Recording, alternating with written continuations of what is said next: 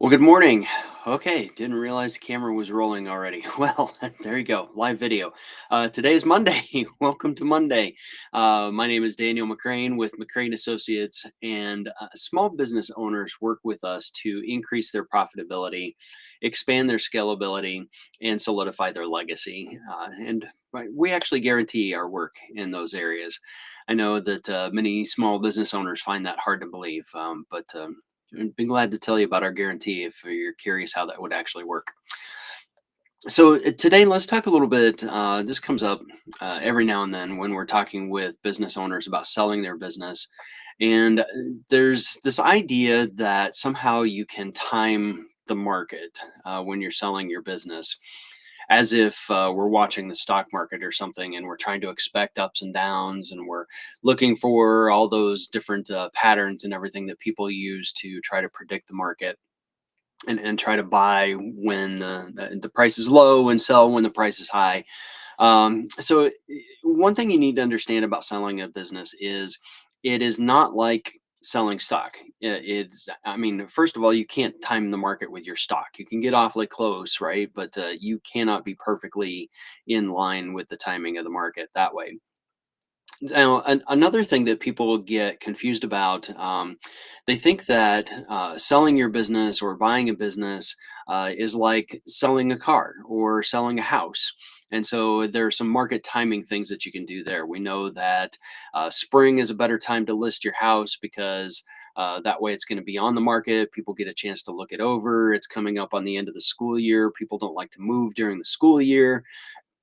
So in that same respect, dead of winter, approaching the holidays at the end of the year is a bad time to list your house on the market. I mean, so there are things that we know about market timing for selling a house. Well, selling a business is not like selling a house. When you're selling a house, people walk in, they take a look at the house, and they go, "Oh yeah, yeah, I think this fits us. I think we like this house," and a transaction can be made. Um, almost right away, right? With a business, it's not quite the same thing.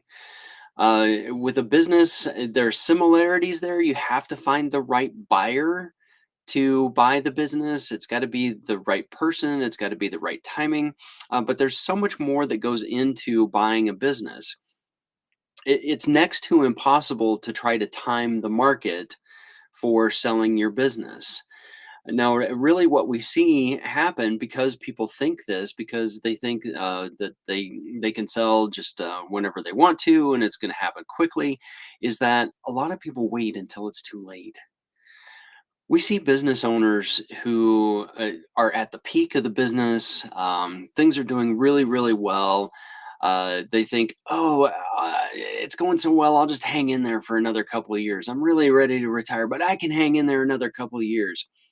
And because of that attitude of, I can hang in there another couple of years, or maybe it's declining energy or boredom or the whole idea of looking forward to retirement.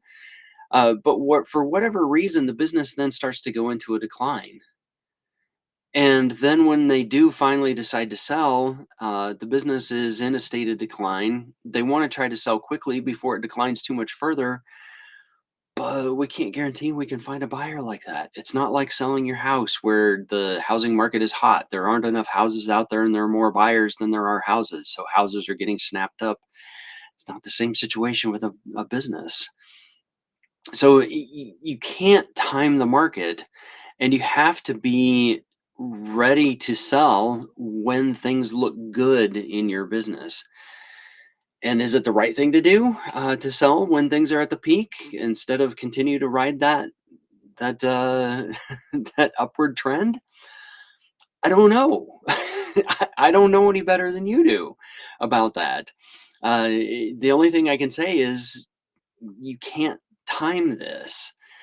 You're going to have to make a decision. You have to be willing to live with it, and that's about the best that I can tell you. But those are some of the myths that we run up against.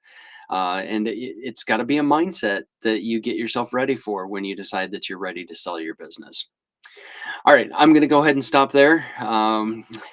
if you'd like to have a conversation about that, I'd be happy to have that conversation. Let me put my contact information up here. So here you go. Feel free to reach out to me. I'd be glad to talk to you about when is the right time for you to try to sell your business, and whether that's now or in the future. Yeah, but we could definitely have that conversation. So with that, I'm going to go ahead and stop here and have a great day. I'll see you.